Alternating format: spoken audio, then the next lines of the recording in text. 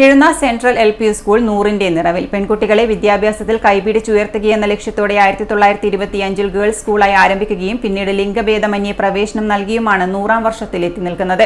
ശതപൂർണിമ എന്ന പേരിൽ ഒരു വർഷം നീണ്ടുനിൽക്കുന്ന 100 വൈവിധ്യമാർന്ന പരിപാടികളോടെയാണ് ആഘോഷങ്ങൾ സംഘടിപ്പിച്ചിട്ടുള്ളത്.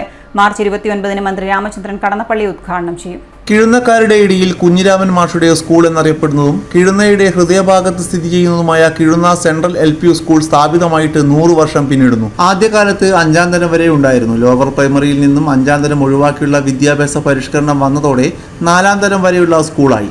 തുടക്കം മുതൽ സ്കൂൾ സ്ഥാപകനായ TP കുഞ്ഞിരാമൻ മാസ്റ്റർ വക കുട്ടികൾക്ക് ലഘുഭക്ഷണം നൽകിയിരുന്നു. പെൺകുട്ടികളെ വിദ്യാഭ്യാസത്തിൽ കൈപിടിച്ചുയർത്തുക എന്ന ലക്ഷ്യത്തോടെയാണ് 1925-ൽ ഗേൾസ് സ്കൂളായി ഇത് തുടങ്ങിയത്. പിന്നീട് ലിംഗഭേദമന്യേ പ്രവേശനം നൽകി. ഇപ്പോൾ റിട്ടയർഡ് പ്രൊഫസർ P. രമണി മാനേജറും KV ദീപ പ്രധാന അധ്യാപികയുമാണ്.